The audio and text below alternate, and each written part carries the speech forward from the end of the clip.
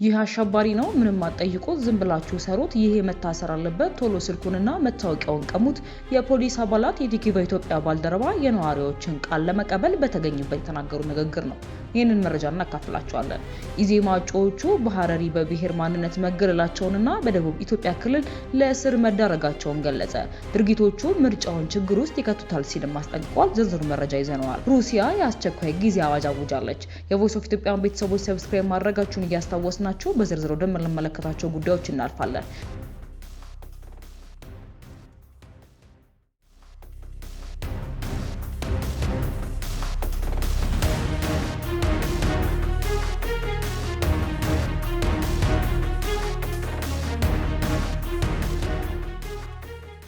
ይህ አሸባሪ ነው ምንም አትጠይቁት ዝም ብላችሁ ሰሩት ይሄ መታሰር አለበት ቶሎ ስልኩንና መታወቂያውን ቀሙት የፖሊስ አባላት የቲኪቫ ኢትዮጵያ ባልደረባ የነዋሪዎችን ቃል ለመቀበል በተገኘበት የተናገሩት ንግግር ነው። በኮሪደር ልማት ከካሳንቺስ ተነስተው ገላንጉራ እንዲገቡ የተደረጉ ነዋሪዎች አካባቢው እንዲለማልን በሚል ያላቸውን የልማት ሀሳብ ጥያቄ ለቲኪቫ ኢትዮጵያ በጽሁፍ አቅርበዋል። ይህ ጥያቄዎቻቸውን የከተማዋ ከንቲባ ወይዘሮ አዳነች አቤቤ ጋር ደርሶ ምላሽ እንዲሰጣቸው ነው የጠየቁት። የቲኪቫ ኢትዮጵያ ባልደረባ የነዋሪዎቹን ቃል ለመቀበል ቦታውንም ለማየት ወደ አካባቢው በመራበት የፖሊስ አባል አሸባሪ ነው ሰሩ በሚል ተፈርጆ 30 ደቂቃ ታስሮ ተለቋል። ነዋሪዎች ያቀረቡት ጥያቄ ምን ይላል የሚለውን ስንቃኝ እኛ ሁለተኛ ዙር የኮሪደር ተባባሪ ተነሺዎች ነን። ከካሳንቺስ ተነስተን በአሁኑ ወቅት የምንኖረው በገላንጉራ ሳይት ወይንም ካሳንቺስ የልማት ተነሺዎች መንደር ውስጥ ነው።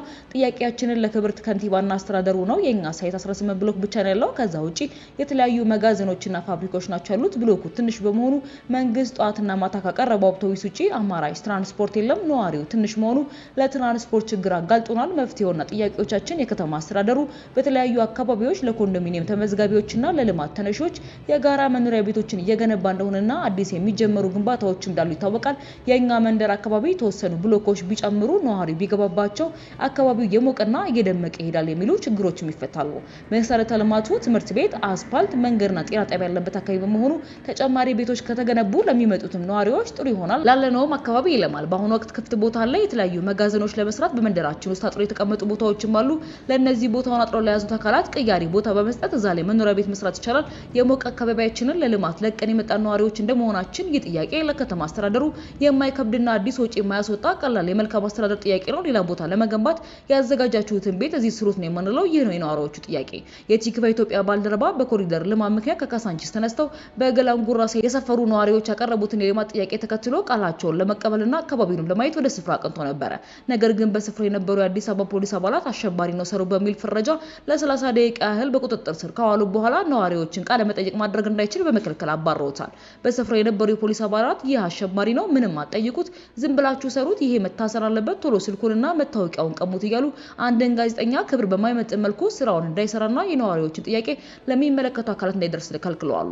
በጣቢያው የነበረው ኃላፊም ነዋሪዎችን ቃለ መጠይቅ ማድረግ ላንተም ጥሩ አይደለም ይቅርብ እስካሁን ቃለ መጠይቅ አድርገ ያስከውን የድምጽ ቅንጅ አጥፋው ማለት የነዋሪዎችን ድምጽ እንዳይሰማ ማግደዋል። መንግስት ጧትና ማታ ለልማት ተነሺዎች ካቀረበው የትራንስፖርት አማራጭ ውጪ ሌላ የትራንስፖርት አማራጭ አለመኖሩን አመላክተዋል።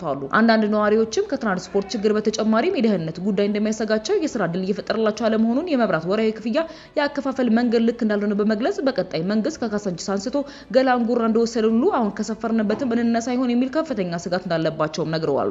በመሆኑ በመኖሪያ ቤታቸው ዙሪያ የታጠሩት መጋዘኖች ተነስተው ለልማት ተነሺዎች መኖሪያ ቤቶች ቢገነባ አካባቢው እንደሚለማ በመጠቆም የመንግስትን ትኩረትም ጠይቀዋል። ኢዜማ እጩዎቹ በሐረሪ በብሔር ማንነት መገለላቸውንና በደቡብ ኢትዮጵያ ክልል ለእስር መዳረጋቸውን ገለጸ። ድርጊቶቹ ምርጫውን ችግር ውስጥ ይከቱታል ሲልም አስጠንቅቀዋል። የወቅቱን የምርጫ ሂደት አስመልክቶ ፓርቲው ግንቦት 7 ቀን 2018 በወጣው መግለጫ ሰላማዊ የፖለቲካ ፉክክርንና ህጋዊ አሰራርን መሰረት አድርጎ በመንቀሳቀስ ላይ ቢገኝም በአሁኑ ወቅት በምርጫ ሂደቱ ላይ ከፍተኛ ጫና ፈጥሯል ያላቸውን ሁለት ዋና ዋና ጉዳዮችን በዝርዝር አቅርበዋል። ፓርቲው በመግለጫው በሐረሪ ክልል በብሔር ማንነት ምክንያት ዜጎች የመምረጥና የመመረጥ መብታቸው በህግ መገፈፉን በዋነኛ ማሳየትነትም ጠቅሷል። በዚህ ምክንያት ኢዜማ ለህዝብ ተወካዮች ምክር ቤት እጩ አድርጎ ያቀረበው ተወካዩና የሌሎች ተፎካካሪ ፓርቲዎች እጩ በሐረሪ ክልላዊ መንግስት ከፍተኛ ፍርድ ቤት የወንጀልና ፍትህ ብሔር ችሎት በሰጠው ውሳኔ መሰረት ከምርጫ ውጪ መደረጋቸውንም ፓርቲው ይፋ አድርጓል። ኢዜማ ይህንን አሰራር በጥቅሉ በመቃወም ይህ ውሳኔ በአጠቃላይ የሀገራችንን የብሔራዊ ፖለቲካ ስርዓትን ያመጣብን ውጤት እንደሆነና ዜጎች በተለያዩ አካባቢዎች ሲንቀሳቀሱ አንደኛና ሁለተኛ ዜጋ ተደርገው የሚታዩ በግልጽ ማስረጃ ሆኖ ሊቀርብ የሚችል ነው ብሏል። በጀጉል ግንብ የተከበበችው ሐረር ውስጥ ግብር ከፍሎ የሚኖረውን ዜጋ ከኛው ጋር አይደለህም የሚል መግፋትና ትልቅ ቁስል መሆኑን የጠቀሰው መግለጫው የተሰጠው የፍርድ ቤት ውሳኔ በህገ መንግስቱ አንቀጽ 9 መሰረት ለማስቀልበስ እስከ መጨረሻው እንደሚጓዝበትም አስታውቋል። ኢዜማ በሁለተኛ ደረጃ ያቀረበው አቤቱታ የጸጥታ አካላት ከፖለቲካ ወገንተኝነት ወጥተው ህግን ብቻ የማስከበር ግዴታቸውን ባለመወጣት ለገዢው ፓርቲ ያደላ ወገንተኝነት በማሳየት በአባላቱ ላይ እየደረሰ ያለውን እስርና እንግልት ነው።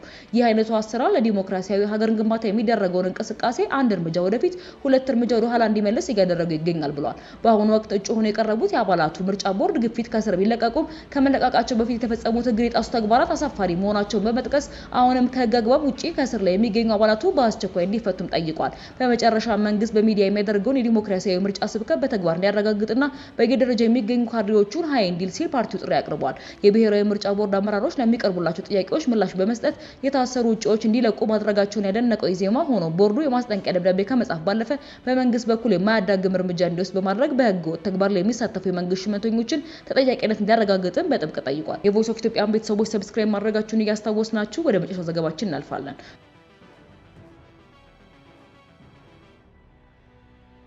ሩሲያ የአስቸኳይ ጊዜ አዋጅ አወጀች። የዩክሬን ድሮኖች በራይዛን የነዳጅ መጣሪያ ላይ በፈጸሙት ጥቃት ከፍተኛ ውድመት መድረሱንና ስትራቴጂካዊ በሆኑ ቀጠናዎች ላይ የእሳት አደጋ መከሰቱን ተከትሎ የሩሲያ ባለስልጣናት በአንዱ ተጎጂ ከተማ ላይ የአስቸኳይ ጊዜ አዋጅ አውጀዋል።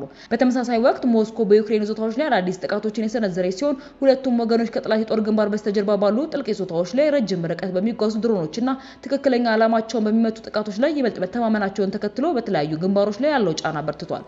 የተባባሰ የመጣው የጥቃት ማዕበል ግጭቱ መሰረተ ልማትን ወደ ማውደም ሰፊ ጦርነት እየተቀየረ መምጣቱን የሚያመላክት ሲሆን ሁለቱም ሀገራት የሎጂስቲክስ የነዳጅ ማጠራቀሚያዎች የአየር መከላከያ ስርዓቶችና የወታደራዊ አቅርቦት መርሆችን መዳረሻ በማድረግ ላይ ይገኛሉ።